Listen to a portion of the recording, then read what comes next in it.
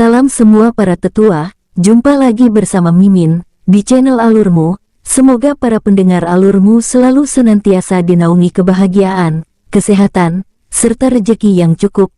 Oke, Mimin langsung lanjut ceritanya. Selamat mendengarkan, dan hidupkan imajinasi para tetua. Cerita pun dimulai.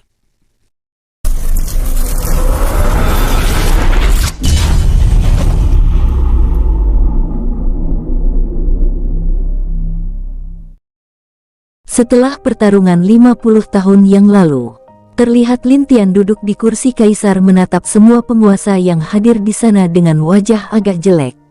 Dia baru saja mendapatkan berita tentang kehadiran iblis di suara dunia tingkat menengah.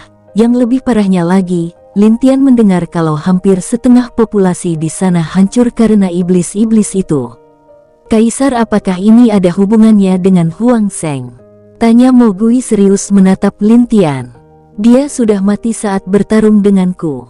Dan kemungkinan yang muncul sekarang adalah iblis yang tercipta dari darahnya secara tidak sengaja. Atau mungkin iblis yang telah bersembunyi dari kita sejak lama, jawab Lin Tian serius.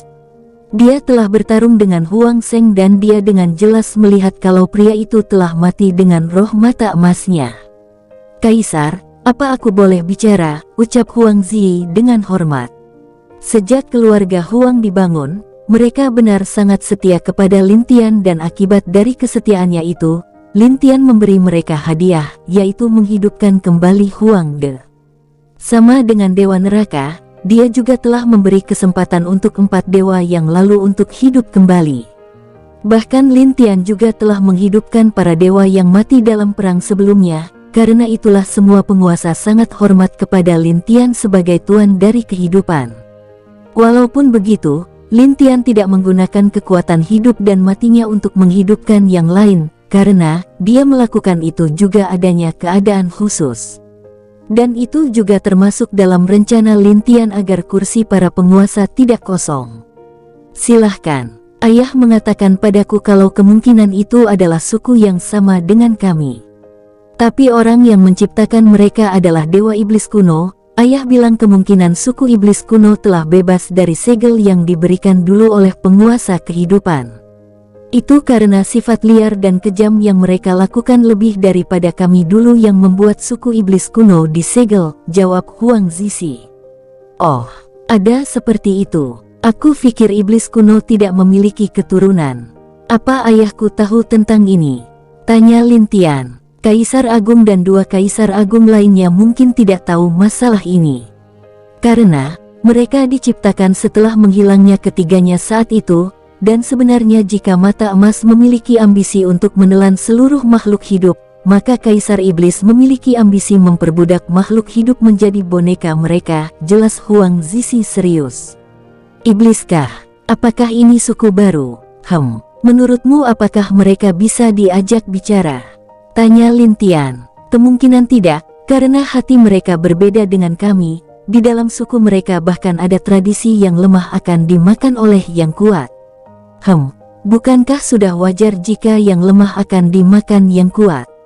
Di dunia kita hidup juga mengalami hal yang sama, ucap penguasa kegelapan menatap Huang Zizi. Entah kenapa wajah dewa kegelapan baru saja terlihat habis dipukuli. Bahkan masih terlihat beberapa memar di wajahnya. Maksudku adalah mereka sangat suka memakan satu sama lain di antara mereka. Ada juga yang memakan orang tua mereka secara utuh hanya untuk memperkuat garis keturunan mereka, ucap Huang Zizi dengan serius. Meskipun sukunya dulu adalah suku yang kejam juga, tapi mereka jarang melakukan hal seperti memakan satu sama lain di antara mereka. Mendengar itu, wajah setiap penguasa berubah menjadi jelek. Padahal 50 tahun dunia damai sekarang sudah muncul lagi musuh baru yang sulit mereka kendalikan. Di atas tahta kaisar, Lin Tian terlihat memejamkan matanya. Dia tanpa sadar tersenyum saat sedang menutup matanya itu, jelas dia melihat sesuatu yang menarik. Jangan terlalu khawatir, mereka tidak terlalu merepotkan untuk diatasi. Tapi bukan kita yang harus turun tangan. Biarkan orang lain yang mengurusnya untuk kita, ucap Lin Tian sambil berdiri dan merentangkan tangannya. Orang lain? Yap, aku bisa saja menghabisi mereka semua, Tapi statusku tidak memperbolehkan untuk ikut campur, termasuk kalian. Jika iblis-iblis ini tidak mengacau di alam langit, atau alam binatang suci, maka biarkanlah. Biarkan itu menjadi ujian bagi mereka yang ada di bawah. Tanpa ujian, maka mereka akan merasa hidup itu terlalu mudah, dan lupa tentang kesulitan hidup. Itu saja kali ini, aku telah mengubah beberapa jalan alkimia, pemurnian, dan arai, jadi biarkan itu diterapkan ke dunia bawah. Yah, sepertinya seseorang yang cocok sudah ditemukan. Baiklah, mari bubar untuk hari ini. Beberapa istriku menungguku untuk liburan sekarang, ucap Lin Tian sambil tersenyum berjalan keluar dari aula istana sambil bernyanyi sendiri. Oke, Mimin, pindah ceritanya tetua alurmu. Di alam bawah atau di dunia rendah? Seorang pemuda menutup kepalanya dengan kain hitam lewat di antara para pemuda klan yang sedang berlatih. Langkahnya tegas dan tenang menyiratkan bahwa pemuda itu adalah anak yang kuat. Lihatlah, si sampah itu. Anak-anak mulai menghinanya. Putra sang pahlawan ternyata seorang sampah, ucap anak yang lainnya dan mulai menertawainya. Anak-anak tersebut semakin berani menghinanya sejak ayahnya menghilang 5 tahun yang lalu. Tanpa memperhatikan hinaan dan cacian dari anak-anak itu, pemuda tersebut terus berlalu. Pemuda tersebut adalah King Ruo, putra seorang pahlawan klan yang seharusnya dihormati. Tetapi karena fisik dan kemampuannya yang lemah, penghormatan yang seharusnya diterima itu berganti menjadi cacian dan hinaan. King Ruo heran, mengapa anak-anak itu selalu menghinanya. Dirinya bahkan tidak pernah menyinggung anak-anak tersebut. Lihat, itu King Ruo, ucap King Xiao kegirangan lalu bersama kelompoknya menghadang King Ruo. King Ruo hanya bisa menggertakkan gigi, bertemu dengan King Xiao adalah hari naas karena kelompok tersebut akan tanpa segan memukulinya. King Mo, Sing, hajar dia, ucap King Xiao dengan wajah kegirangan saat menatap ekspresi tegang di wajah King Ruo. Baik, kedua pemuda tersebut segera bergerak dan menyerang. Tanpa dapat melawan, King Ruo yang lemah itu roboh seketika saat pukulan yang disarankan oleh King Mo dan Sing mengenai tubuhnya. Di bagian selatan wilayah klan King, di sebuah villa sederhana dengan gerbang yang indah, tampak wajah cantik dengan penampilan anggun sedang duduk di kursi taman. Wajahnya yang cantik dan tenang tidak setenang hatinya yang sedang menunggu kedatangan putranya. Dia adalah Ling Yun, ibu dari King Ruo.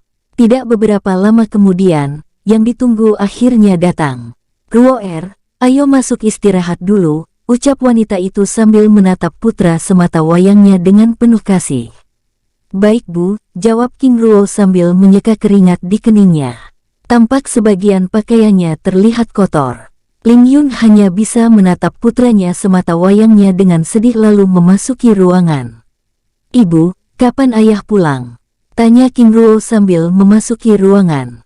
Ruo ibu juga tidak tahu, yang ibu tahu ayahmu dalam urusan penting yang menyangkut kepentingan klan kita, jawabnya dengan lembut.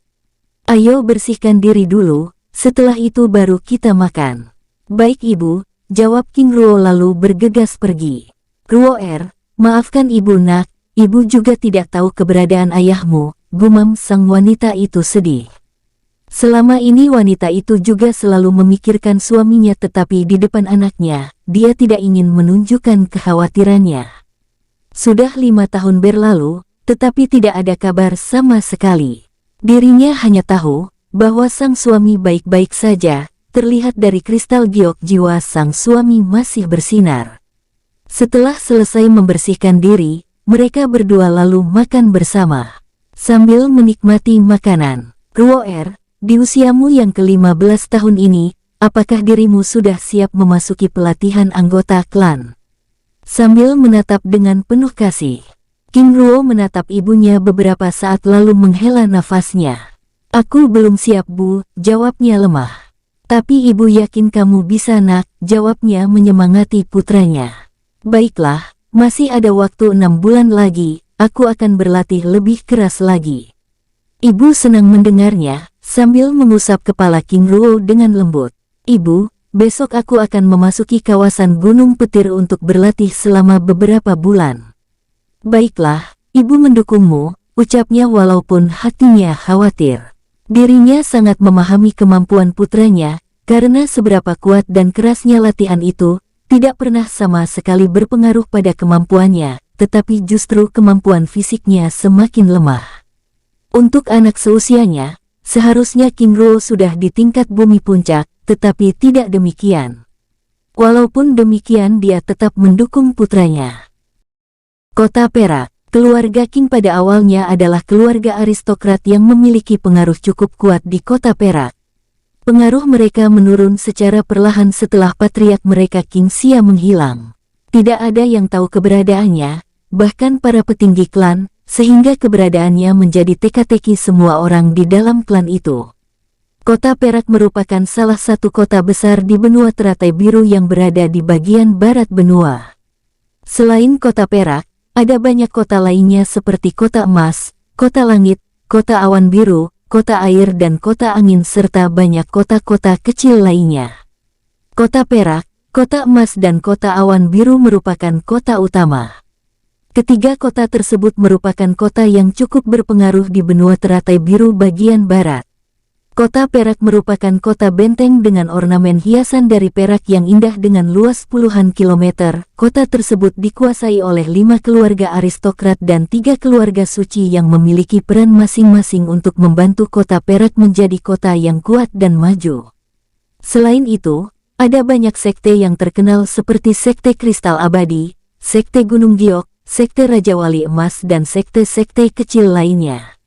Persaingan pengaruh merupakan hal yang biasa, sehingga sering terjadi gesekan di kota tersebut yang justru menjadi penyemangat setiap orang untuk berkompetisi. Pagi hari di utara Kota Perak, dingin yang menusuk tulang menyapu rantai pegunungan petir. Tampak seorang pemuda dengan penuh semangat melangkahkan kakinya memasuki kawasan pegunungan tersebut. Lihat, itu si lemah sedang mencari kematiannya. Anak-anak yang berpapasan dengannya mulai mengejeknya. Dia adalah aib di keluarga klan kita. King Fan memandang pemuda itu dengan jijik. Aku harus menjadi kuat, batinnya sambil terus berlalu tanpa menghiraukan hinaan tersebut. Lihat si sampah mencari kemalangannya, ucap King Xiao dengan lantang. King Xiao, tutup mulutmu. Bagaimanapun juga King Ruo adalah anggota klan kita, ucap King Ling sambil mendengus kesal. Ada juga yang mengasihi si sampah ini, sambil menatap King Ruo dengan tajam. Hei sampah, ternyata dirimu dilindungi oleh perempuan, harusnya dirimu malu. Ucap King Xiao dengan tatapan kesal. Bagaimana tidak, gadis paling cantik di angkatannya ternyata peduli dengan orang yang dianggapnya sampah. King Ruo lalu menatap gadis tersebut. Dalam waktu yang lama pandangan mereka beradu sehingga membuat wajah gadis itu bersemu merah. King Ruo terkejut dengan perubahan wajah itu. Apakah dia menyukaiku, batinnya? Terima kasih, ucap King Ruo dengan tulus lalu melangkahkan kakinya. Selama ini, King Ruo jarang meluangkan waktunya untuk bermain, bahkan untuk mencari teman. Yang dilakukannya adalah berlatih dengan giat sehingga dirinya tidak mengetahui siapa gadis cantik yang telah membelanya tersebut. Walaupun demikian, dia tentu pernah mendengar tentang gadis tercantik yang ada di klannya yang merupakan putri dari keluarga Duan. Jiwanya bergetar, dan merasakan bunga-bunga mulai mekar di dalam hatinya. Bagi sang gadis, ini adalah keempat kalinya dirinya melihat wajah itu, wajah yang selalu membuat hatinya berbunga-bunga. Memasuki kawasan Gunung Petir, King Ruo yang hanya mengandalkan keberaniannya, berharap bertemu dengan keberuntungan yang dapat mengubah nasibnya, dia terus melangkahkan kakinya dengan tenang. Dengan kekuatan tingkat bumi dasar, keberadaannya di dalam hutan itu hanya akan menjadi santapan binatang buas. Tingkat kekuatan manusia dan hewan pada dasarnya sama, yaitu dimulai dari tingkat bumi, tingkat langit dan tingkat surga. Selain itu, setiap tingkatan terbagi lagi menjadi 3 tingkatan utama yaitu tingkat dasar, tingkat menengah dan tingkat tinggi. Menjelang siang, King Ruo akhirnya menemukan sebuah danau dengan air yang sangat jernih. Dengan tubuh kepanasan dan keringat yang mengotori pakaiannya, King Ruo lalu berniat membersihkan diri sebelum melanjutkan perjalanannya. Saat akan melepaskan pakaiannya, tiba-tiba, Muaom, raungan keras terdengar dari arah utara, seperti bergerak ke arah danau yang sekarang ada di hadapannya. Dari jauh, tampak pohon-pohon besar itu satu persatu roboh. Mungkin binatang iblis tingkat tinggi. King Ruo memelototkan matanya pada arah sumber suara tersebut dengan sangat waspada. Saat suara itu semakin mendekat, tanpa pikir panjang King Ruo langsung melompat ke dalam danau dan bersembunyi di bawah air. Dengan mengandalkan kemampuan fisiknya yang lemah, King Ruo hanya mampu bertahan beberapa menit di dalam air itu, lalu kembali menjulurkan kepalanya di permukaan untuk menghirup udara. Setelah cukup lama menunggu, akhirnya suasana menjadi tenang kembali. Sepertinya sudah aman, batinnya lalu keluar dari air dan mengganti pakaiannya yang telah basah dengan pakaian yang baru. Rasa penasaran bergejolak di pikirannya. Apakah aku harus memeriksanya? Batinnya ragu. Setelah cukup lama berpikir, King Ruo memutuskan untuk memeriksa tempat itu lalu melangkahkan kakinya dengan sangat hati-hati. Binatang apa yang melakukannya? Batinnya penasaran saat melihat pohon-pohon besar roboh. Dengan memberanikan diri, King Ruo terus memasuki tengah kawasan hutan tersebut. Dek, jantungnya berdetak dengan cepat saat melihat seekor harimau batu bersayap terbaring dengan luka bakar pada sayapnya. Berdasarkan bentuk fisiknya, binatang tersebut merupakan binatang iblis tingkat surga. Jantungnya berdetak semakin kencang, monster apa yang mampu membunuh binatang tingkat tinggi ini? Gumamnya sambil mengitari kawasan tersebut. Setelah mengamati situasi cukup lama, akhirnya King Ruo berpikir untuk mengambil daging dan kulit harimau itu serta mengambil inti jiwanya. Huff, lumayan, ucapnya. Setelah selesai mengambil daging dan kulit macan itu, King Ruo kembali melanjutkan perjalanannya. Di dalam perjalanannya itu, ternyata ada banyak harimau batu bersayap yang telah mati.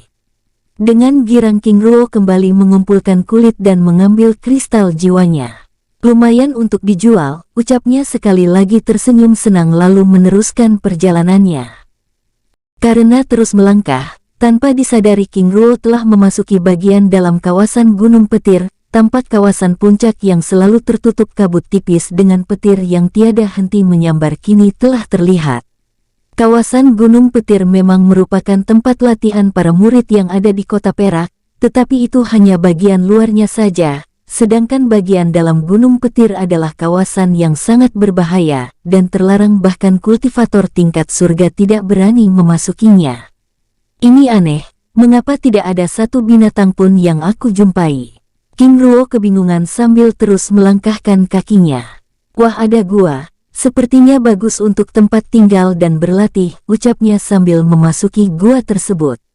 King Ruo cukup terkejut, karena dalam gua tersebut ternyata cukup luas, bahkan bisa menampung ratusan orang, sehingga membuatnya semakin penasaran dengan kedalaman gua itu. Dengan sedikit ragu, King Ruo lalu melangkahkan kakinya untuk memasuki bagian dalam. Apa ini? Gumamnya. Saat memasuki bagian dalam gua, King Ruo merasakan aura yang semakin kuat menerpa tubuhnya. Walaupun demikian, dia terus melangkahkan kakinya. King Ruo menghentikan langkahnya sejenak, saat tiba-tiba lapisan kabut tipis bergerak lalu membentuk pola formasi ruang dan waktu. Berharap menemukan sesuatu yang berharga di dalamnya, King Ruo lalu melangkahkan kakinya melewati kabut tipis tersebut. Hahaha, bocah bodoh, berani-beraninya memasuki kawasan terlarang. Suara bergema memenuhi ruangan gua, sehingga membuat King Ruo terkejut. Malam ini kamu akan menjadi makan malamku, ucap suara tersebut sekali lagi. Tuan, siapa Anda? Aku tidak bermaksud mengganggu, aku hanya tersesat, ucap King Ruo memberanikan dirinya. Malam ini kamu akan tetap menjadi makan malamku, suara tua tersebut terus menakut-nakutinya. Tanpa pikir panjang, King Ruo lalu berlari mencari jalan keluar untuk meninggalkan gua tersebut. Tiba-tiba kabut tebal muncul, sehingga membatasi pandangannya. King Ruo mulai panik, karena tidak tahu arah keluar gua dengan benar, tanpa dia sadari. Ah, teriaknya tiba-tiba, saat tubuhnya terjatuh ke dalam lubang gelap yang sangat dalam. Setelah cukup lama, tubuhnya terhempas pada air yang sangat dingin. Ah, apakah aku masih hidup? batinnya sambil memeriksa keadaannya. Dasar lubang tersebut ternyata berisi air yang sangat dingin, bahkan dapat membekukan daging dan tulang, tapi anehnya air tersebut tidak dapat membekukannya.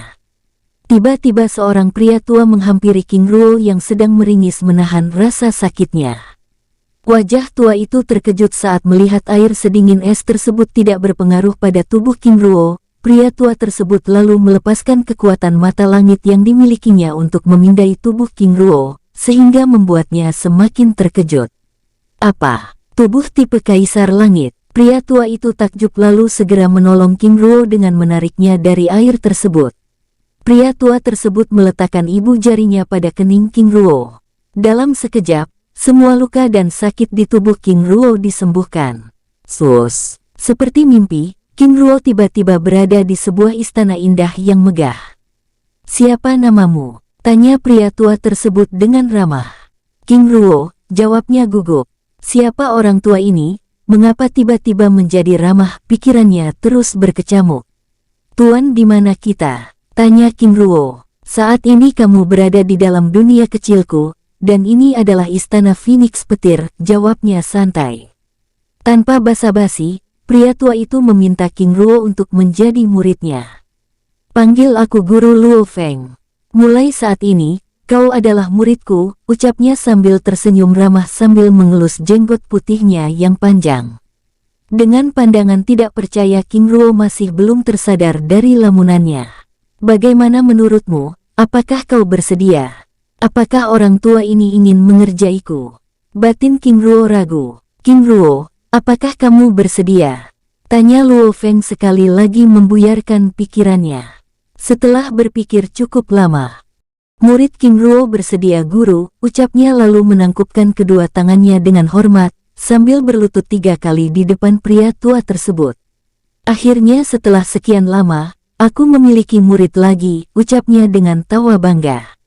Mendengar ucapan itu, King Ruo terkejut. "Guru, siapakah Anda sebenarnya?" tanya King Ruo penasaran. Tawa keras Luo Feng tiba-tiba terhenti, dengan tatapan tajam memandang King Ruo. "Nak, suatu saat dirimu akan tahu siapa aku. Yang perlu kau tahu saat ini adalah aku gurumu," jawabnya bangga. "Baiklah, untuk hari ini istirahatlah dulu, besok kita akan memulai latihan.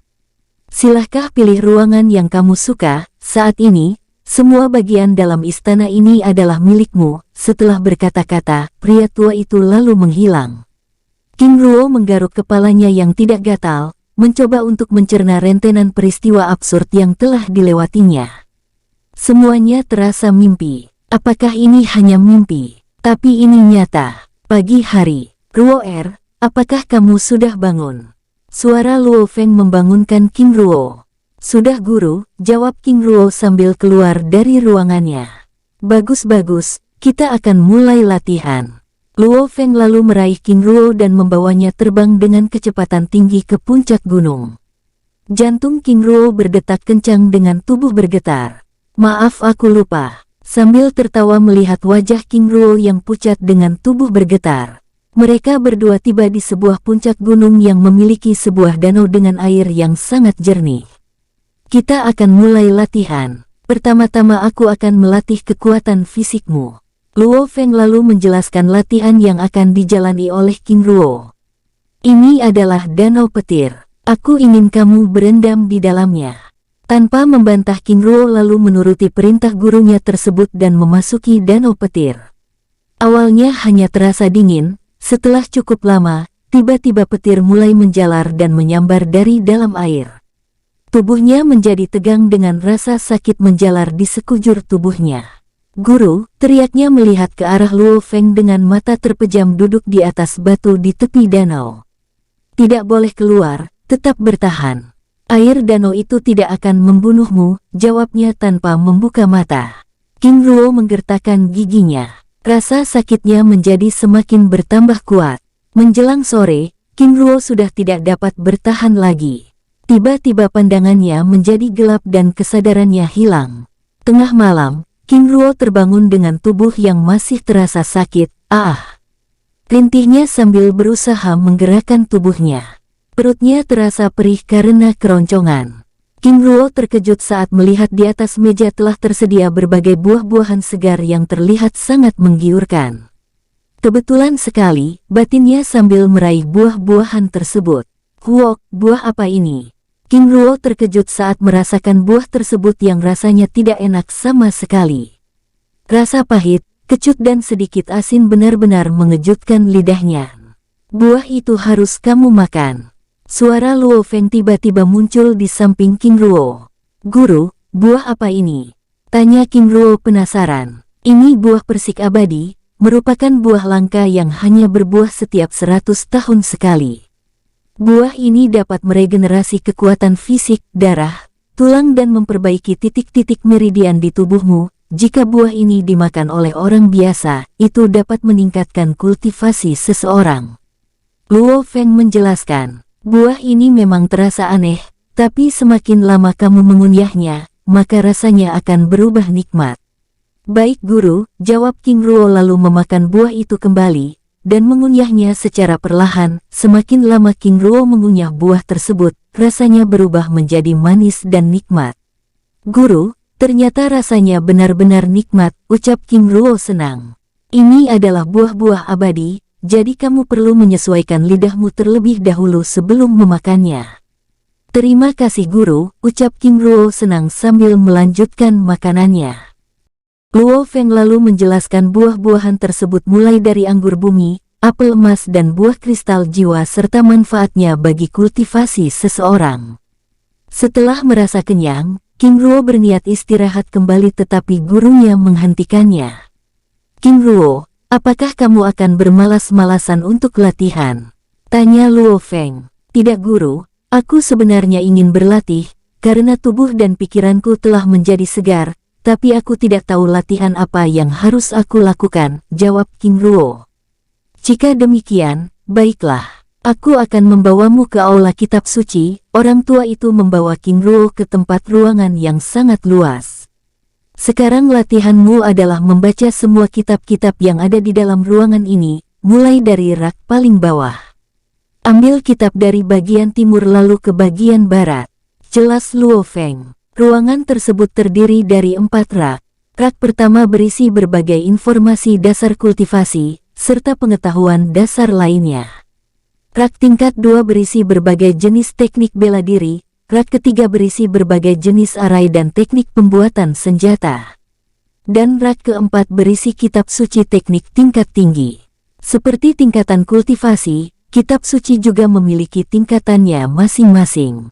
Mulai dari kitab tingkat bumi, tingkat langit, tingkat surga dan yang paling tinggi adalah tingkat dewa. Di dalam ruangan tersebut, kitab-kitab kuno itu tersusun dengan rapi. King Ruo, dalam waktu 5 bulan ini latihanmu adalah berendam di danau petir, dan membaca semua kitab yang ada di dalam ruangan ini, ucap orang tua tersebut. Baik guru, murid mendengar, balas King Ruo menangkupkan tangannya. Baiklah, lanjutkan latihanmu. Jika ada yang perlu kamu tanyakan, datang ke istana bagian dalam, aku selalu ada di sana, ucapnya lalu menghilang. Aku berharap, kamu tidak mengecewakanku, gumam Luo Feng sambil memasuki ruangan istananya. Setiap hari, King Ruo berlatih dengan berendam di danau petir dan membaca semua kitab yang ada di aula kitab suci. Selain fisiknya semakin kuat, pengetahuannya terkait dunia kultivasi menjadi semakin luas. Tidak terasa sudah 3 bulan berlalu, tubuhnya menjadi lebih kuat, pada saat bergerak terasa lebih ringan. Titik-titik meridian di tubuhnya telah hampir terbuka semua, sehingga dapat menyerap kekuatan dari luar menjadi tenaga dalam. King Ruo, bagaimana perasaanmu sekarang? Tanya Luo Feng. Guru, aku merasa kekuatan fisikku meningkat sangat cepat dan kuat. Selain itu, danau petir ini sepertinya sudah tidak lagi berpengaruh pada tubuhku, balas King Ruo. Bagus, bagus, ucap Luo Feng senang. Kualitas tulang King Ruo juga semakin meningkat. Awalnya kualitas tulangnya hanya berada di tingkat naga bumi tingkat perunggu dasar, tetapi setelah berlatih selama 3 bulan di danau petir, serta asupan makanan buah-buah abadi, menjadikan tulang naga perunggu tingkat puncak. Kualitas tulang memiliki tingkatan, mulai dari yang terendah yaitu tulang gajah, kilin, phoenix dan naga. Setiap tingkatan terbagi menjadi tingkat perunggu, tingkat perak, tingkat emas, tingkat baja, tingkat berlian dan terakhir adalah tingkat dewa. Nak, besok kamu tidak perlu berendam di danau petir kristal lagi, besok kamu boleh pindah dan berendam di danau petir emas, ucap Luo Feng. Baik guru, jawab King Ruo dengan semangat. Luo Feng lalu mulai menjelaskan. King Ruo, di duniaku ini ada 7 puncak gunung dan di atas setiap puncaknya ada danau, dimulai dari danau petir kristal, danau petir emas, danau petir biru, danau petir darah, danau petir ungu, danau petir bumi dan danau petir langit. Setiap danau memiliki fungsinya masing-masing untuk melatih kekuatan kultivasimu, ucap Luo Feng menjelaskan. Baik, lanjutkan latihanmu, ucapnya lalu pergi. Pagi hari. King Ruo mendatangi danau petir emas, tampak permukaannya terlihat sangat seperti emas dan mengkilap saat-saat terpapar matahari pagi, di bagian dalam tampak aliran petir bergerak seperti badai yang bergulung-gulung. Dengan memberanikan diri, King Ruo mulai memasuki danau tersebut. Tiba-tiba, selas aliran petir bergerak ke arah kakinya lalu menyelimuti tubuhnya. Boom, ledakan keras menghantam tubuhnya. Petir yang berderak-derak terus-menerus menabrak tubuhnya. Ah, teriaknya sambil menahan rasa sakit yang luar biasa, yang terus-menerus merangsek masuk ke dalam tubuhnya. Seolah-olah tubuhnya dipukul dengan keras, dan ditusuk dengan jutaan jarum panas. Ah, teriakannya terdengar di seluruh gunung tersebut. 3 jam akhirnya berlalu, kini sudah tidak ada suara teriakan yang bergema. Hahaha, tubuh tipe kaisar langit sangat luar biasa, gumam Luo Feng dari atas awan sambil terus mengawasi King Ruo secara diam-diam. Setelah menjelang sore, King Ruo kembali ke istana dengan berjalan kaki menuruni gunung petir emas tersebut. Setiap hari King Ruo berlatih dengan berendam di dasar danau petir emas, dan membaca kitab-kitab tingkat dasar yang ada di aula kitab suci sambil terus-menerus memakan buah-buahan yang disediakan oleh Luo Feng. Dan kita beralih cerita, di kota Perak, seorang pria mengenakan pakaian putih sederhana tampak seperti seorang sastrawan memasuki halaman. Wajahnya tampan dan tubuh tegap dengan mata yang tajam. Sayang aku kembali, ucap pria tersebut memecah keheningan halaman. Ling Yun yang sedang berkultivasi dikejutkan oleh suara tersebut. Tiba-tiba matanya memerah. Dengan segera dirinya keluar menyambut sang pemilik suara tersebut. Mereka berpelukan dengan erat. Istriku, maafkan aku yang terlalu lama meninggalkanmu, ucap King Peng sambil membelai rambut istrinya dengan lembut lalu mengecup kening dengan hangat. Aku sangat merindukanmu, ucap Ling Yun sambil menangis dalam pelukan suaminya. Cukup lama mereka berpelukan untuk melepaskan kerinduan. Di mana putra kita? Tanya King Peng memecah keheningan mereka. Dia sudah lama meninggalkan rumah. Dia berpamitan denganku untuk pergi berlatih, balasnya lembut. Suamiku, mari masuk dulu, dirimu pasti lelah, aku akan menyiapkan air hangat untukmu, setelah itu aku akan menceritakan keadaan Ruo Er, ucapnya lagi. Baiklah, mari kita masuk, ucap King Peng sambil menggendong istrinya. Suamiku, kamu nakal, ucap Ling Yun tertawa renyah dengan wajah bersemu merah. 5 tahun tidak bersama membuat Ling Yun merasa kikuk kembali, walaupun demikian, mereka saling merindukan dengan perasaan yang tetap bergetar, dan selalu bergejolak setiap saat mereka bersama. Sayang, ingat anakmu sudah besar jadi jangan aneh-aneh, ucap Ling Yun menggoda suaminya. Aduh, aku hampir melupakan Ruo Er, balas King Peng dengan wajah panik. Tapi Ruo Er jarang sekali berada di rumah, ucap Ling Yun menyela. Hahaha istriku, kamu tidak berubah, selalu mengerjaiku, balas King Peng tertawa bahagia sambil terus menggendong istrinya memasuki ruangan. Suamiku turunkan aku harus menyiapkan air dulu, ucap Ling Yun. Baiklah, balas King Peng sambil menurunkan istrinya. Ling Yun bergegas menyiapkan air. Suamiku, airnya sudah siap, ucapnya. King Peng dengan senyum penuh arti menatap istrinya. Istriku sayang, ayo kita mandi bersama, sudah lama kita tidak melakukannya, ucapnya tanpa menunggu persetujuan Ling Yun langsung menggendongnya, dan membawanya masuk ke dalam bak mandi. "Sayang, kamu sangat nakal," ucap Ling Yun pada suaminya. Setelah cukup lama membersihkan diri, sambil berendam di air hangat, mereka saling menceritakan keadaan mereka masing-masing. "Hari hampir malam, aku harus menyiapkan makan malam dulu," ucap Ling Yun meninggalkan King Peng dengan tatapan penuh kasih sambil berlalu. King Peng menatapnya dengan penuh cinta. "Sayang, kamu tidak pernah berubah, masih seperti dulu, selalu penuh dengan kasih," gumam King Peng dengan hati yang penuh dengan kebahagiaan.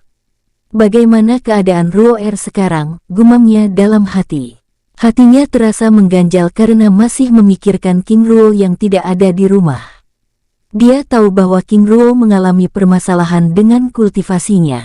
Setelah selesai makan malam, King Peng membawa istrinya di taman rumahnya, sambil menikmati cahaya bulan. Ling Yun menyandarkan kepalanya di bahu suaminya. "Suamiku, Ruoer sedang berlatih di kawasan Gunung Petir, untuk mempersiapkan dirinya memasuki pelatihan murid klan," ucap Ling Yun menjelaskan pada suaminya. "Lalu bagaimana perkembangannya?" tanya King Peng penasaran. "Selama 5 tahun ini, Ruoer berlatih sangat keras, dia bahkan memaksa dirinya pada titik batas fisiknya. Aku merasa sedih, tapi aku juga tidak bisa berbuat apa-apa. Kekuatan fisiknya sangat aneh, setiap kali dia latihan keras, kemampuan fisiknya tetap tidak berkembang, bahkan semakin memburuk. Aku sangat mencemaskannya, tetapi aku juga tidak bisa menghentikannya. Suamiku, sikapnya keras seperti dirimu," ucap Ling Yun sedih. King Peng mendengar cerita istrinya dengan penuh perhatian. Setelah mendengar penjelasan istrinya, King Peng akhirnya merasa lega. "Sayang, kamu tidak perlu khawatir, Ruoer akan baik-baik saja," ucap King Peng menenangkan. "Suamiku, bagaimana kamu bisa setenang itu?" tanya Ling Yun dengan bingung. "Tenanglah, aku telah melihat perkembangan Ruoer sejak usianya 5 tahun. Setelah memasuki usia 10 tahun aku yakin ada masalah dengan gejala yang ditunjukkan, lalu aku mempelajarinya, aku pergi dengan membawa misi klan sambil mencari cara untuk menemukan sesuatu yang dapat menyembuhkannya," jelas King Peng. "Lalu apakah kamu menemukannya?" tanya Ling Yun penasaran. "Tentu, perjalanan selama 5 tahunku membuahkan hasil. Aku bertemu seorang pertapa di wilayah utara benua teratai biru. Pertapa tersebut mengajariku cara menyembuhkannya. Menurut pertapa tersebut, dari semua gejala dan yang ditunjukkan pada Ruoer, tubuhnya memiliki tipe tubuh Kaisar Langit, jadi semua latihan fisik yang dilakukannya selama ini akan sia-sia, karena metode latihan fisiknya dan kultivasinya berbeda dengan orang biasa. Selain itu, tubuh tipe Kaisar Langit adalah tubuh yang diberkati oleh para dewa, jadi jangan cemas, Ruoer akan baik-baik saja," ucap King Peng menjelaskan. "Istriku, apakah kamu ingat tipe roh kultivasimu?" tanya King Peng pada istrinya. "Ya, aku ingat," jawab Ling Yun. "Roh Phoenix Ilahi dan roh naga emas langitku merupakan roh kultivasi terkuat. Jadi hasil kedua perpaduan roh kultivasi itu diturunkan kepada pewarisnya, sehingga menghasilkan tipe tubuh Kaisar Langit," ucap King Peng bahagia. "Suamiku, apa itu tubuh Kaisar Langit?" tanya Ling Yun penasaran. Tipe tubuh Kaisar Langit adalah tubuh yang memiliki 2 roh kultivasi yang mewakili eksistensi langit, yaitu Phoenix Ilahi dan naga emas surgawi, jawab King Peng menjelaskan. "Apakah itu benar?" tanya Ling Yun dengan rasa senang dan penasaran. "Istriku, Ruoer memiliki latihan yang berbeda. Saat dirinya pulang, aku akan melatih kekuatan fisiknya sampai pada tingkat yang lebih tinggi." "Istriku, ini adalah lencana yang diberikan sang pertapa tersebut pada Ruoer," ucap King Peng menjelaskan lagi. Mata Ling Yun terbelalak menatap lencana itu sambil meraihnya. "Sayang, ini adalah lencana pertapa itu, apakah kamu tahu nama pertapa tersebut?" tanya Ling Yun penasaran. King Peng menggelengkan kepalanya. "Pertapa itu hanya mengajariku. Selain itu, pertapa itu berpesan padaku untuk memberikan lencana itu pada anak kita, dan ketika Ruoer sudah siap melakukan perjalanannya, beliau berpesan untuk menemuinya di wilayah utara." "Hanya itu saja yang diucapkannya," jawab King Peng pada istrinya. Lencana giok berwarna biru keemasan bergambar awan putih, terlihat begitu kuno dan mengandung aura senjata suci tingkat tinggi. Suamiku, ini adalah lencana seorang pelayan Dewa Langit, ucap Ling Yun mengejutkan suaminya. Apa? Lencana seorang pelayan dewa? Ucap King Peng kaget. Benar, aku pernah melihat lencana seperti ini, dan lencana ini mirip dengan lencana yang telah diterima oleh leluhurku, ucap Ling Yun menjelaskan. Apakah itu benar? Tanya King Peng kagum. Benar suamiku, jawab Ling Yun terlihat sangat bahagia. Air mata bahagia mengalir dari pipinya.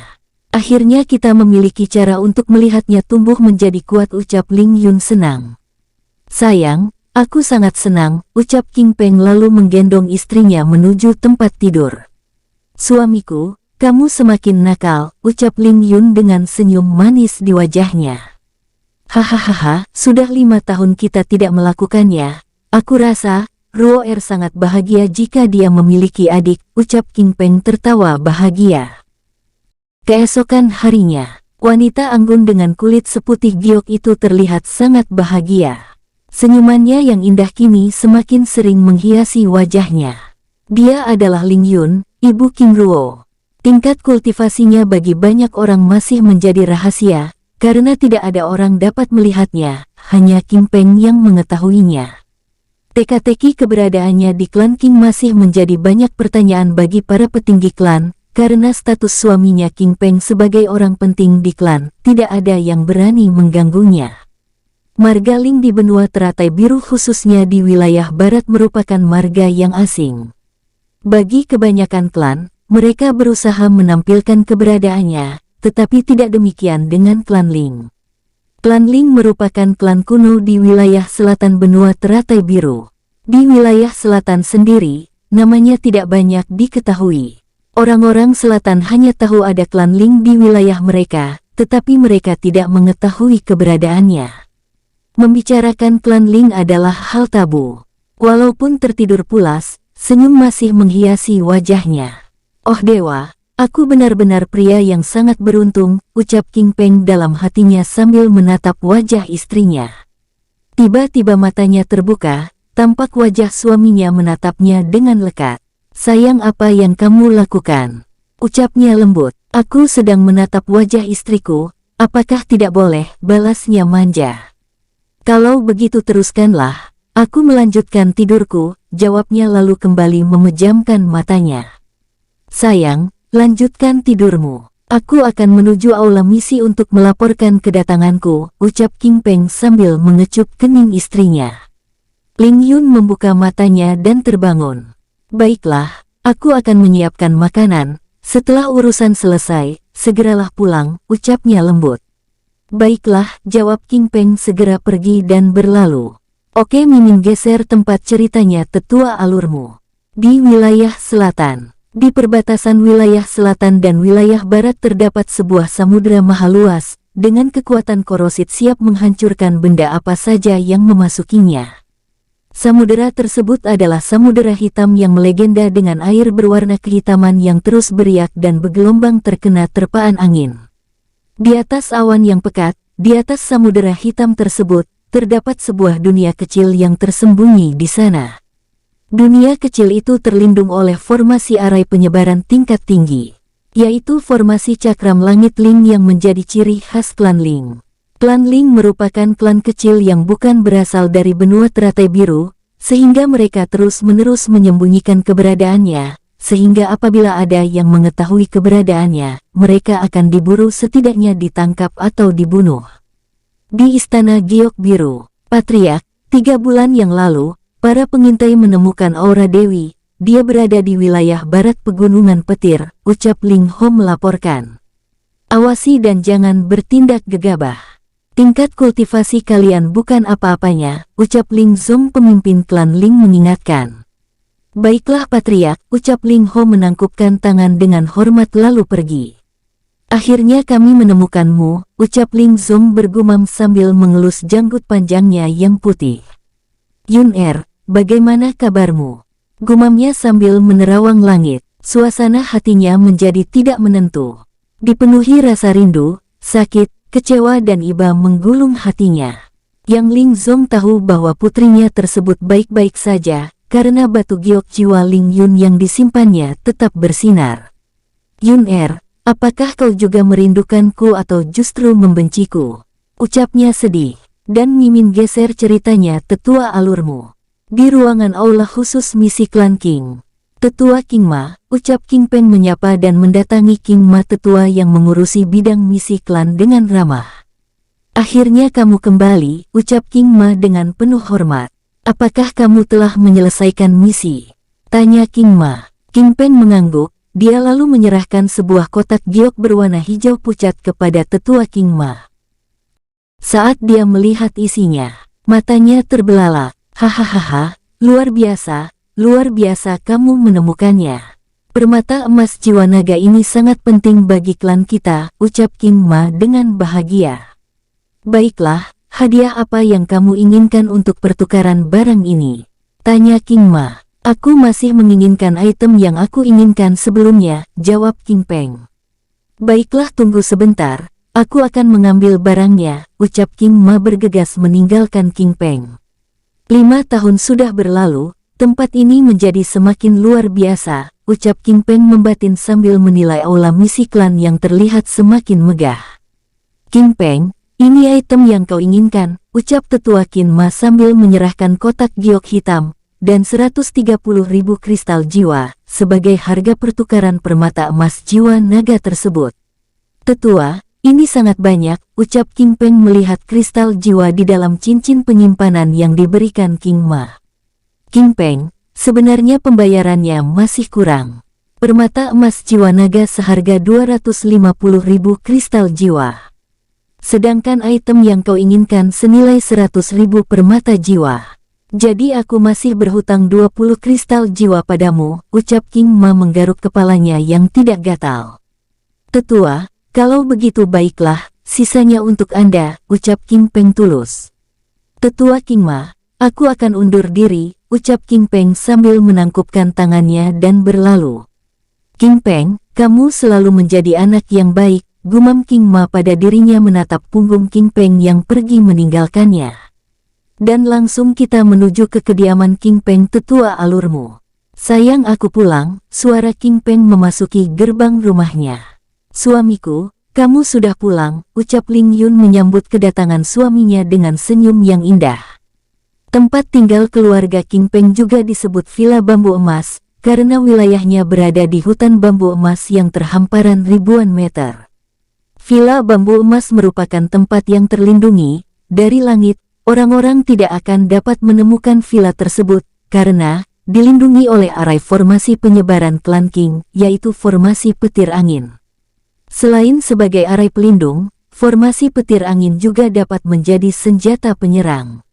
Selain dilindungi oleh arai petir angin, ada juga arai yang bersatu dengan formasi tersebut, yaitu arai formasi penyebaran cakram langit Ling. Bagi anggota klan King, tidak ada yang tahu keberadaannya, hanya King Peng dan Ling Yun yang tahu keberadaannya. Sayang, ada kejutan buatmu, ucap King Peng sambil menyerahkan kotak giok hitam pada Ling Yun. Ling Yun lalu meraih kotak giok tersebut dan melihat isinya.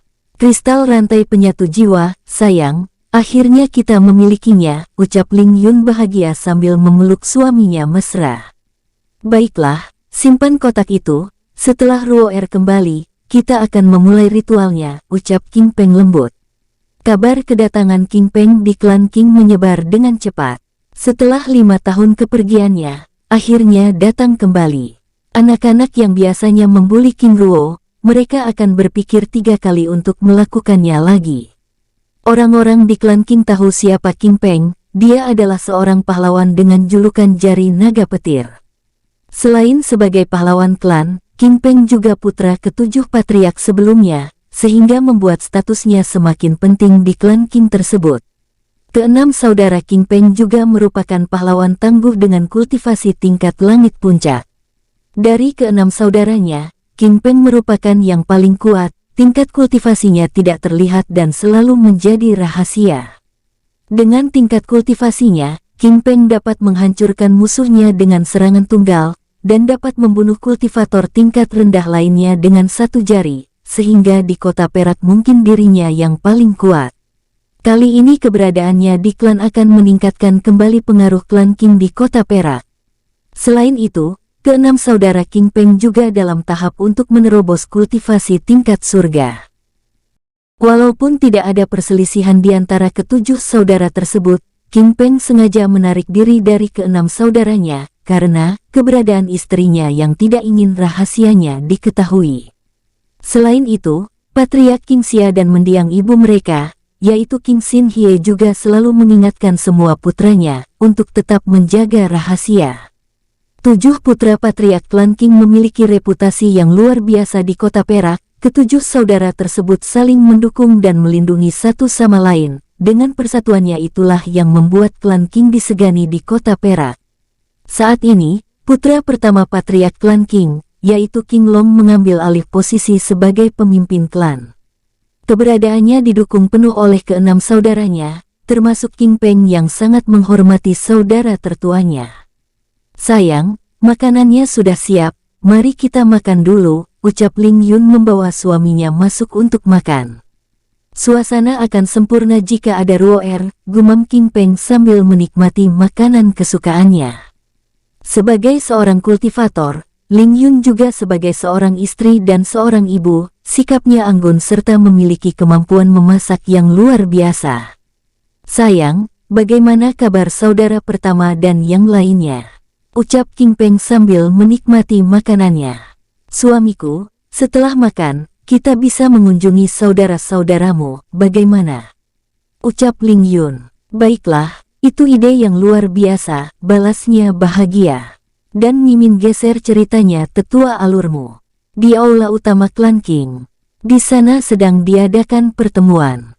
Patriark, sebentar lagi pelatihan klan bagi generasi muda King akan dibuka. Bagaimana jika pertemuan itu segera kita lakukan? Tanya para tetua kepada King Long. Baik, aku akan mengaturnya, jawab King Zi dengan wajah senang. Semua tetua menatap King Zi dengan penuh arti. Paman King Zi, jika paman menginginkannya, aku akan memberikan hak penuh kepada paman untuk mengaturnya, ucap King Long. Para tetua, bagaimana menurut kalian? Tanya King Long kepada para tetua lainnya. Semua tetua mengangguk setuju. Dalam klan King, para petinggi klan berusaha saling menghindari konflik antar klan, karena mereka menyadari kalau itu terjadi akan mempengaruhi kekuatan mereka. Selain itu, gaya kepemimpinan King Long yang sangat bijak kepada klan, membuat semua orang menyukainya. King Zi adalah adik dari ayah King Long dan King Peng, sehingga posisinya sebagai tetua agung membuatnya memiliki pengaruh yang cukup penting bagi klan King.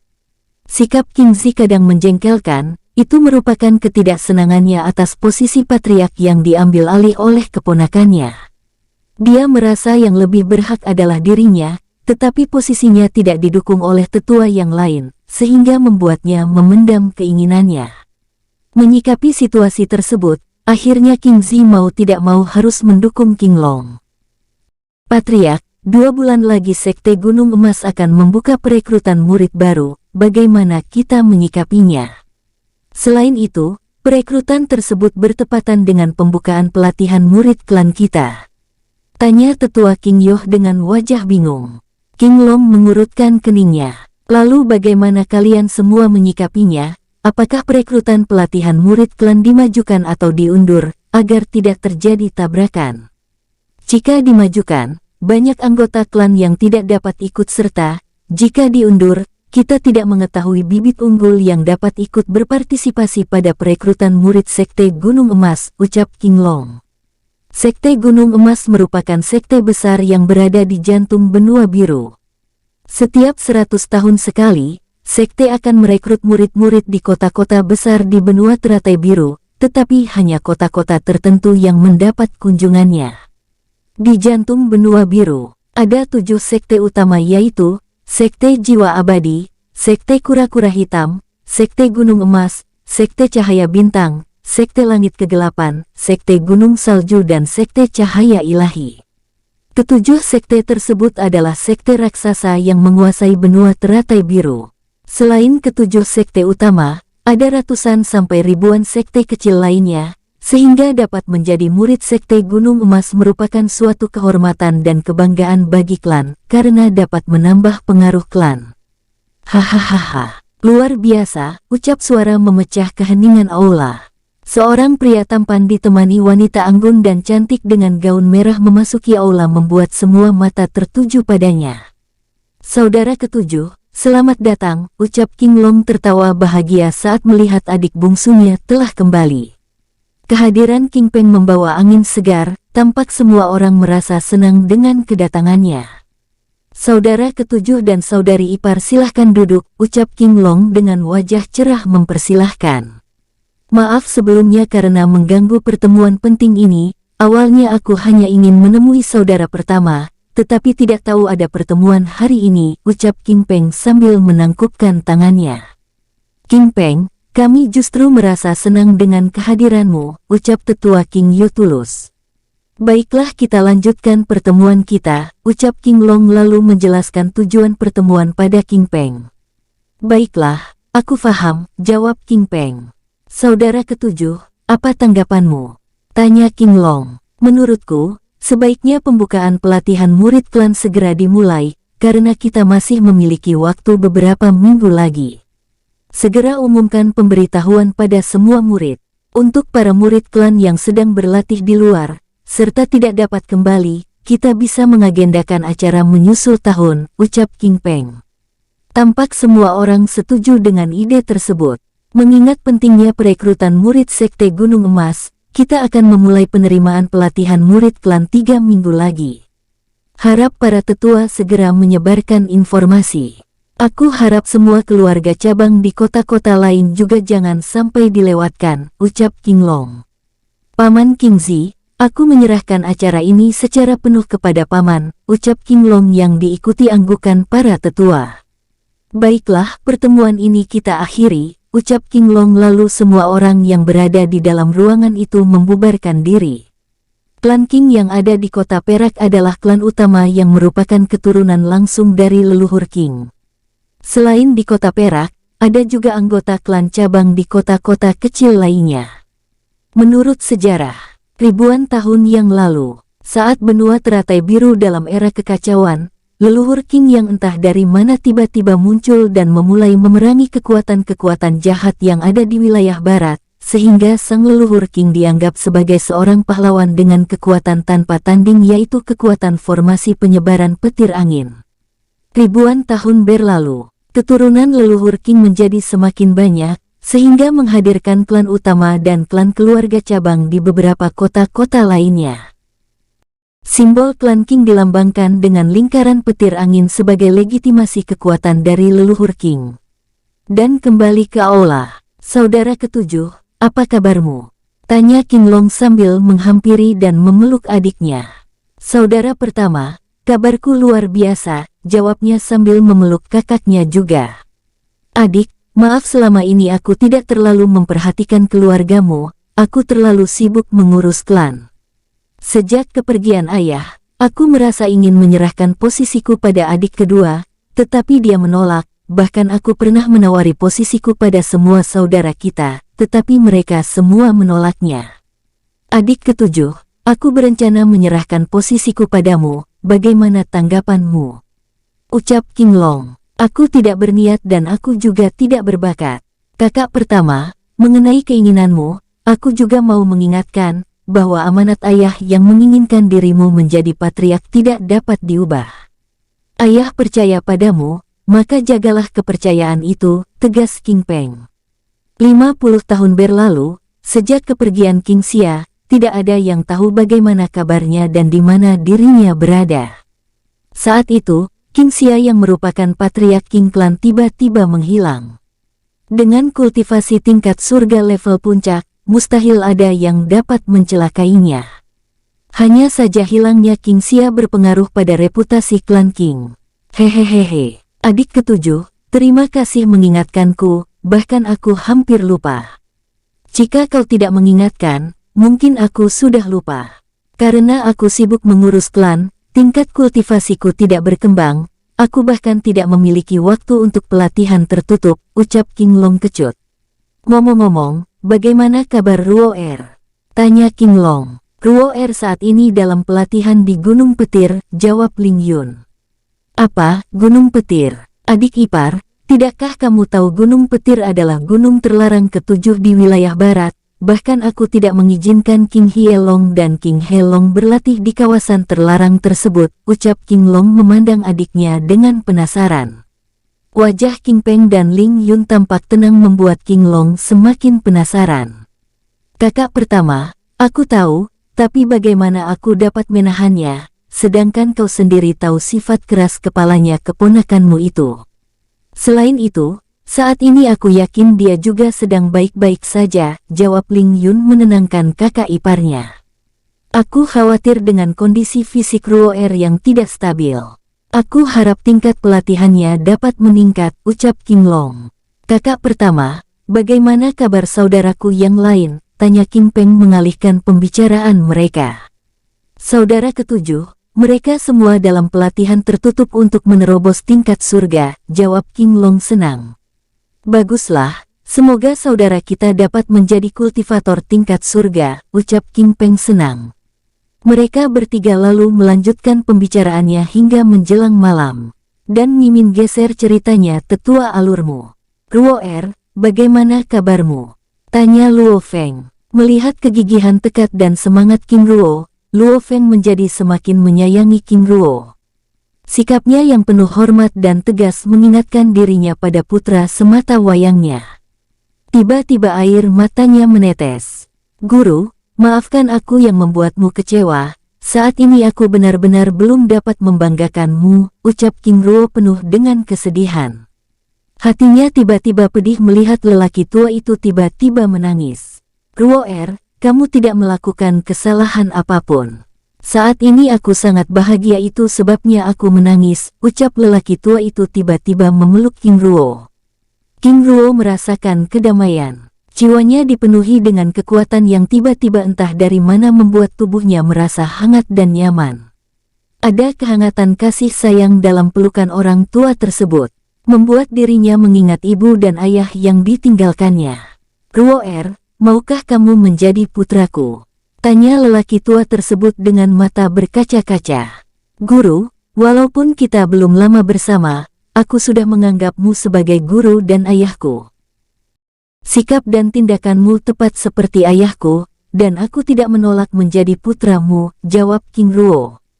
Aku senang mendengarnya. Ruo Er, ribuan tahun yang lalu aku juga pernah memiliki seorang putra.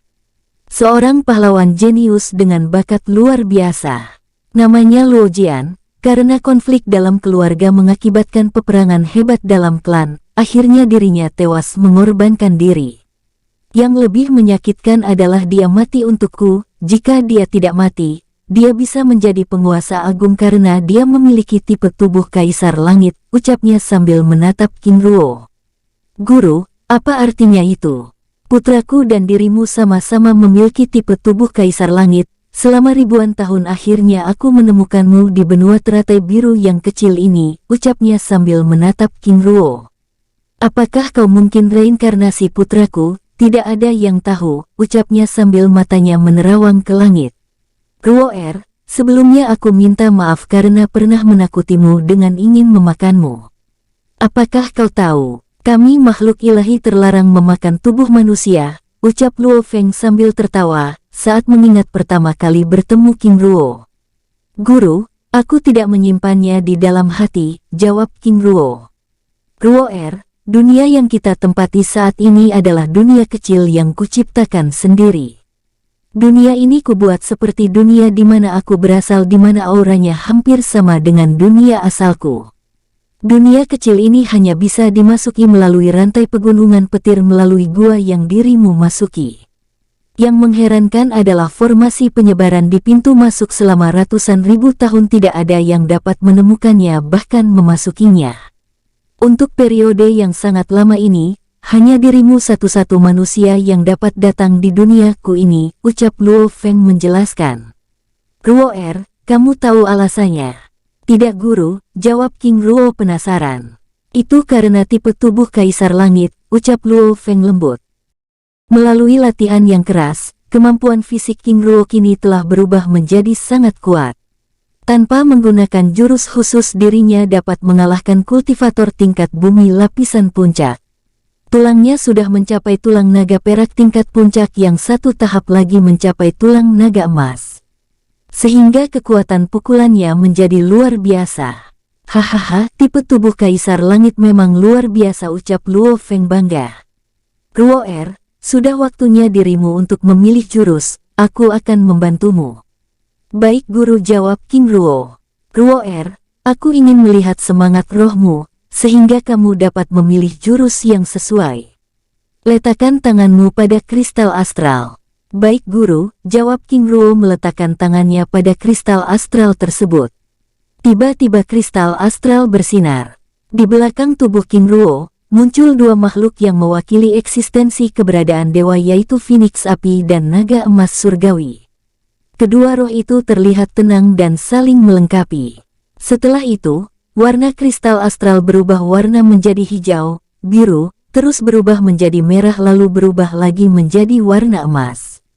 Hahaha, benar-benar sempurna, ucapnya dengan tawa renyah. Guru, apa maksudnya itu? Tanya King Ruo penasaran. Ruo Er, itu artinya, kamu dapat mempelajari jurus apapun. Walaupun dirimu dapat mempelajari jurus apapun, yang perlu kamu perhatikan adalah kamu harus memilih jurus yang benar-benar kuat sehingga tidak mengganggu fokus latihanmu. Baik guru, jawab King Ruo. Luo Feng mengibaskan tangannya dan seketika keluar 7 kitab mengambang di hadapan King Ruo. Ruo Er, ini adalah 7 kitab pusaka tingkat tinggi klan Luo. Karena dirimu telah menjadi putraku, kamu berhak dan pantas mempelajarinya. Walaupun demikian, karena kamu bukan berasal dari klan Luo, pertama-tama kita harus memperbaiki darah dalam tubuhmu dengan darah klan Luo. Apakah kamu siap? Tanya Luo Feng. Baik guru, aku siap, jawab King Ruo. Mantap. Tapi kamu harus kuat, karena rasanya akan sangat menyakitkan, ucap Luo Feng meyakinkan King Ruo. Guru, aku selalu siap, jawabnya. Dibandingkan hari pertama ketika dirinya memasuki danau kristal petir dan danau emas petir, mungkin rasanya tidak akan apa-apa, pikirnya. Baiklah, kita mulai. Luo Feng mengeluarkan pisau khusus berwarna merah yang dikelilingi petir halus lalu menggoreskan telapak tangannya. Darah emas keluar. Mata King Ruo terkejut, karena darah gurunya berwarna emas, biasanya darah berwarna merah. Ruo Er, nanti aku akan menjelaskannya, ucap Luo Feng memahami arti tatapan King Ruo. Baik guru. Lalu Luo Feng mengeluarkan pisau berwarna perak dikelilingi petir halus. Ruo Er, buka bajumu, perintah Luo Feng. Dengan sigap King Ruo melepaskan bajunya. Luo Feng lalu menggores dada King Ruo dengan pisau perak tersebut. Darah merah segar keluar, King Ruo hanya mengatuk giginya menahan rasa sakit yang luar biasa, di mana luka gores itu mengandung kekuatan petir yang dapat menghancurkan dagingnya menjadi ribuan keping. Luo Feng lalu membuat mantra pencucian darah. Darah emasnya berubah menjadi bayang-bayang Phoenix melesat memasuki tubuh King Ruo melalui celah goresan di dadanya. Ah! King Ruo meraung keras. Rasa sakit yang dahsyat memasuki tubuhnya. Kekuatan darah emas tersebut seolah-olah berperang dalam tubuhnya. Nyawanya seperti sudah berada di dunia lain. Ah! Raungnya semakin kuat. Tiba-tiba kekuatan petir keluar dari tubuhnya. Dari bentuk kasar semakin lama semakin halus. 1 hari 1 malam proses tersebut akhirnya selesai. Ruo Er, bagaimana perasaanmu? Tanya Luo Feng. King Ruo perlahan membuka matanya. Pandangannya menjadi kuat dan tajam. Penglihatannya menjadi lebih jernih dan halus. Selain itu, pendengarannya menjadi lebih tajam. Guru, aku merasa seperti bukan makhluk bumi lagi, ucapnya senang. Hahaha, bagus, bagus, tapi tunggu dulu. Proses ini belum selesai, ucap Luo Feng menyela. Maksudnya guru, ada 1 langkah terakhir lagi. Apakah dirimu siap? Siap guru, jawab King Ruo. Baiklah kita mulai. Luo Feng lalu melepaskan kekuatan mantra terlarang. Ruo Er, ini adalah mantra perisai abadi. Mantra ini berfungsi melindungimu dari kekuatan hitam yang ingin menguasai tubuhmu, Selain itu, mantra ini juga melindungi tingkat kultivasi dan jiwamu. Sehingga orang lain tidak dapat melihat kemampuanmu jika kamu tidak ingin menunjukkannya. Rasanya akan sangat menyakitkan, ucapnya. Luo Feng lalu meludahkan darah emas dan membuat segel tangan, materai bintang emas terbentuk dengan sempurna. Rilis, teriak Luo Feng lalu mengarahkannya pada tubuh King Ruo. Tubuh King Ruo bergetar hebat, berubah menjadi bayang-bayang lalu meledak. Boom! Tubuhnya yang hancur perlahan-lahan menyatu kembali dengan cahaya bintang menyatu lalu membentuk tubuh King Ruo yang baru. Hahaha, sempurna, tawa Luo Feng gembira. Perilakunya seperti makhluk transenden terlihat lucu jika tertawa dengan keras. Ruo selamat. Proses penyucian darah telah selesai. Sekarang dirimu boleh belajar 7 kitab klan Luo. Adapun kitab yang ada di ruangan kitab rak tingkat 2, dan selanjutnya boleh kamu pelajari boleh tidak, sedangkan pada rak pertama, harus kamu baca habis, karena pengetahuan dasar itu sangat penting ucapnya. 7 kitab pusaka mengambang di hadapan King Ruo. Ruo silahkan belajar jurus dan teknik kultivasi dari kitab-kitab ini. Setiap kali kamu akan membuka kitab ini, kamu harus membuat kontrak darah dengan mantra jiwa langit. Maksudnya guru, baik aku akan menjelaskan. Pertama, mengapa darah kita berbeda, itu karena aku tidak berasal dari benua ini. Kedua, mengapa dirimu harus selalu membuat kontrak jiwa, karena kita juga bukan dari benua ini. Selain itu, tipe tubuh Kaisar Langit memiliki metode yang berbeda dalam berkultivasi. Ruo aku akan menceritakan sedikit tentang diriku. Aku berasal dari benua ilahi, yaitu dunia yang berada di atas dunia ini. Kalian sering menyebutnya dunia para dewa. Kami memiliki kehidupan sama seperti kalian, tetapi yang membedakan kami dengan manusia adalah tingkat kultivasi dan darah kami. Selain itu, setiap klan di benua ilahi memiliki kekuatan darah masing-masing. Seperti darah yang ada pada nadimu sekarang merupakan darah terkuat yang ada, ucap Luo Feng singkat. Apakah dirimu paham? Paham guru, jawab King Ruo. Ternyata ada dunia lain selain benua biru, ucap King Ruo pelan. Baiklah, aku akan mengajarimu teknik mantra jiwa langit. Setelah mengajari teknik mantra jiwa langit, Luo Feng memberi King Ruo cincin spasial dan cara menggunakannya. Cincin itu berwarna perak dengan motif phoenix petir. Setelah mengajarkan segala sesuatu yang dianggap penting, Luo Feng pergi meninggalkan King Ruo untuk berlatih. Setelah melewati proses pencucian darah, kemampuan persepsi dan pemahaman teknik jurus dan kultivasinya menjadi lebih baik.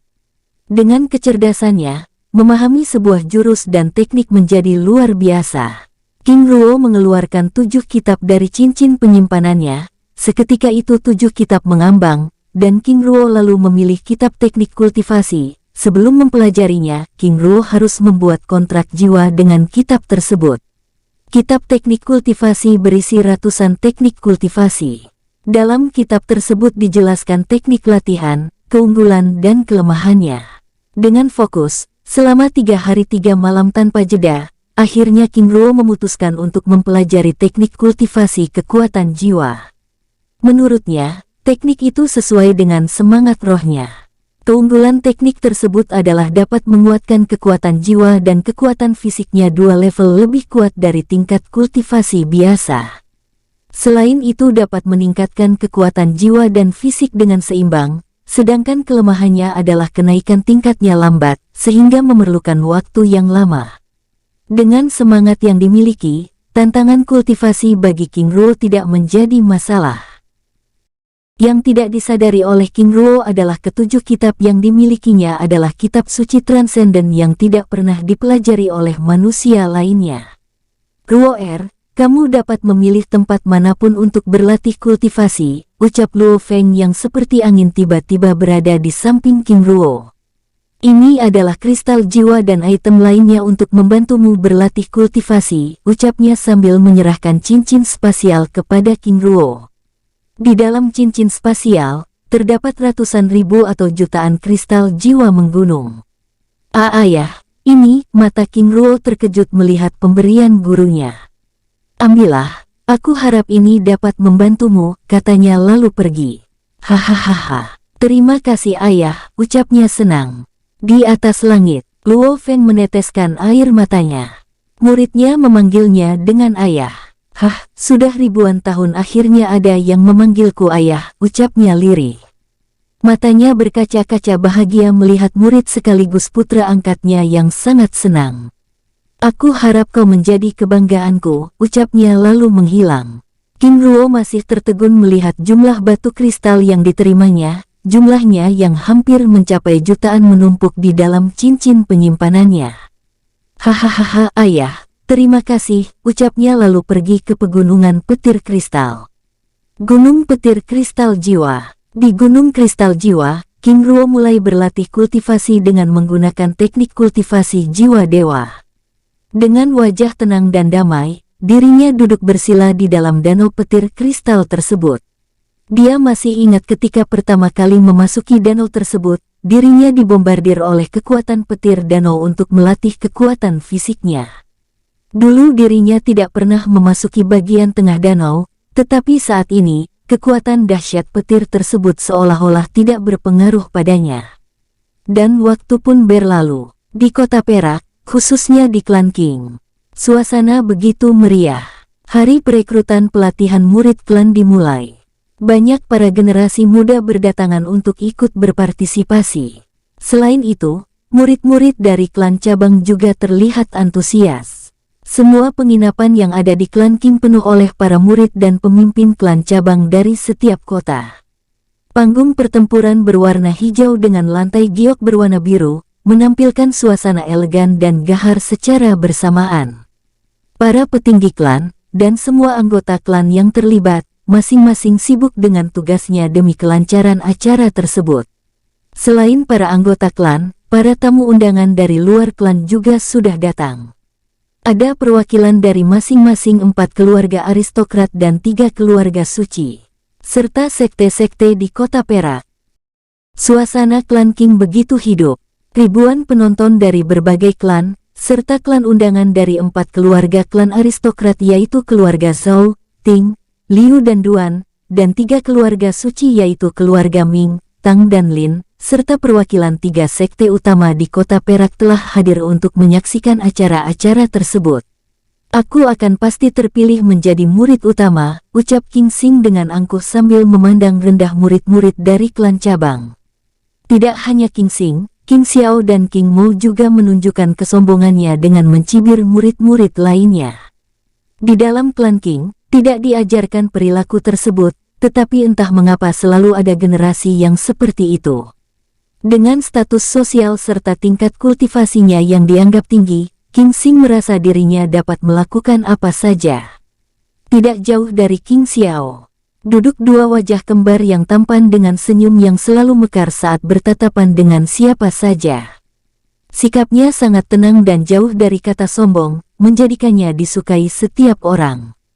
Mereka adalah Hei Long dan Hie Long, putra kembar patriark King Long.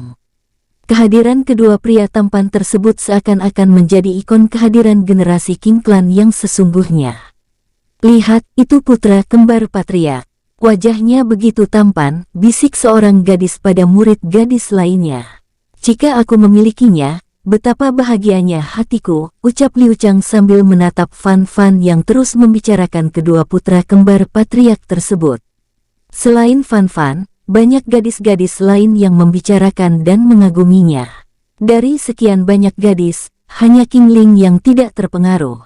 Matanya yang indah menatap kerumunan untuk mencari wajah yang sangat dirindukannya. Hatinya terus bertanya, di manakah pemuda tersebut berada, apakah dia tidak datang? Batinnya yang terlihat sedikit kecewa. Wajah cantik yang terpahat sempurna dengan mata yang indah, hidung mancung dan bibir yang seksi menarik perhatian banyak orang. Sesekali tampak senyumnya yang indah menghiasi wajahnya memaku jiwa setiap pemuda yang melihatnya. Banyak para pemuda yang melirik dan mencuri pandang padanya. Saudari King Ling, dirimu menjadi pusat perhatian banyak pria, ucap King Xiao pada King Ling mencoba mencari perhatian para gadis lainnya.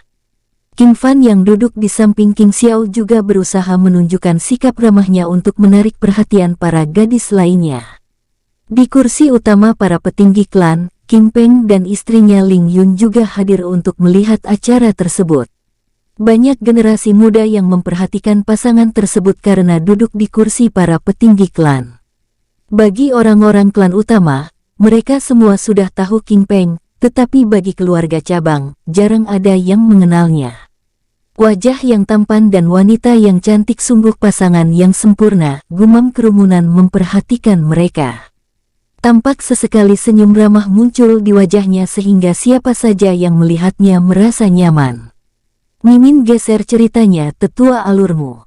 Di dalam dunia buatan, di atas gunung petir, di dalam danau kristal tiba-tiba cahaya keemasan keluar dari tubuhnya. Akhirnya aku menerobos lapisan tingkat langit, teriak King Ruo senang. Luo Feng dari atas awan terlihat sangat bahagia dengan keberhasilan murid sekaligus putra angkatnya tersebut. Wus, tiba-tiba Luo Feng berdiri di depan King Ruo. Ayah, akhirnya aku menerobos, ucapnya senang. Ini sangat luar biasa. Ruo kamu juga harus mulai berlatih teknik. Dengan demikian ada keseimbangan antara tingkat kultivasi dengan teknik yang kamu miliki, ucap Luo Feng. Baik ayah, ucap King Ruo dengan penuh semangat. Baiklah aku pergi, ucap Luo Feng lalu menghilang. King Ruo lalu terbang ke Gunung Petir Emas untuk berlatih teknik dan berkultivasi, serta memperbaiki pondasi kultivasinya mengingat kekuatan petir yang luar biasa di tempat tersebut. Pada tingkatan kultivasi ranah bumi, sebenarnya masih belum dapat terbang bebas, sehingga mereka harus mempelajari teknik khusus untuk dapat berlari dan melompat dengan tinggi. Alasannya karena masih belum dapat bekerja sama dengan hukum ruang dan waktu dengan baik. King Ruo adalah kasus yang berbeda, dirinya sudah dapat terbang walaupun tidak secepat dan selincah kultivator tingkat tinggi. Apalagi dirinya baru saja menerobos lapisan tingkat langit. Perlu waktu yang lama untuk dapat menerobos lapisan langit tingkat puncak, karena ada 2 level lagi yang harus dilewatinya. King Ruo lalu mulai berlatih teknik. Sesekali dirinya juga berburu hewan iblis buas di kaki gunung untuk menguji kemampuannya. Selain itu, dirinya juga sesekali menjelajah seluruh dunia buatan tersebut.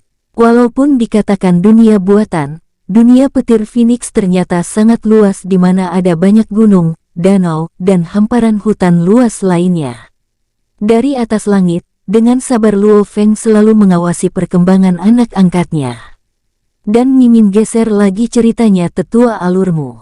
Di klan King. Baiklah. Acara perekrutan murid klan akan dimulai, ucap tetua King Zi dengan suara lantang. Babak pertama adalah pertarungan bebas. Para murid dipersilakan naik ke atas panggung, ucapnya dengan suara pelan, tetapi karena dibantu dengan tenaga dalam, suara itu dapat terdengar dengan jelas di telinga setiap murid. Ada ribuan murid yang memasuki panggung pertempuran tersebut. Setelah para murid memasuki panggung pertempuran, Tetua King Zi pengibaskan tangannya menutupi panggung dengan arai formasi pelindung. Baiklah, pertarungan bebas ini akan memilih 100 murid. Yang mampu bertahan selama 1 jam, akan terpilih untuk memasuki babak selanjutnya, dan di dalam pertarungan, tidak diizinkan untuk membunuh, ucapnya tegas. Baiklah, pertarungan mulai, ucap pemimpin pertandingan tersebut. Para murid lalu mulai bertarung. Mereka saling menyerang satu sama lain dengan menggunakan berbagai jenis teknik dan jurus. Di atas panggung pertempuran, King Xing, King Fan, King Xiao dan King Mo terlihat seperti membentuk kelompok. Mereka saling bahu-membahu untuk menyerang dan bertahan. King Ling juga bertempur dengan hebat, sebagai ranah bumi tingkat puncak, benar-benar membuatnya terlihat superior sehingga dengan mudah menjatuhkan lawan-lawannya. Secara perlahan, lawan-lawannya menjadi segan untuk menyerangnya. Selain itu, kecantikannya juga membuat minder terutama para pemuda yang memiliki hati kepadanya. 1 jam hampir berlalu. Menyisakan waktu 10 menit terakhir, kini hanya tersisa 120 murid yang masih bertarung, sehingga harus menunggu 20 orang murid lagi yang terbuang. Waktu 10 menit akhirnya berlalu. Di atas panggung kini tersisa 100 murid yang tersisa berdiri dengan nafas tersengal-sengal. Baiklah, untuk 100 orang yang berhak memasuki babak selanjutnya, kalian diberikan waktu setengah jam untuk memulihkan diri, ucap tetua King Zi. Para murid yang kalah dan terluka dalam pertempuran sebelumnya telah ditangani langsung oleh tim khusus dari divisi alkemis. Dan singkat cerita, waktu istirahat yang diberikan telah habis. Para peserta diharapkan memasuki panggung pertempuran, ucap tetua King Zi sambil membacakan peraturan pertandingan. Pada babak ini, pertarungan akan dilakukan secara berkelompok. Masing-masing kelompok berjumlah 10 orang. Silahkan bentuk kelompoknya masing-masing. Dalam pertarungan kelompok ini, akan dipilih 2 kelompok untuk masuk ke babak selanjutnya. 8 kelompok yang gagal, akan tetap menjadi murid pelatihan dan akan mendapatkan sumber daya dari klan, ucapnya menjelaskan. Baiklah, babak kedua dimulai.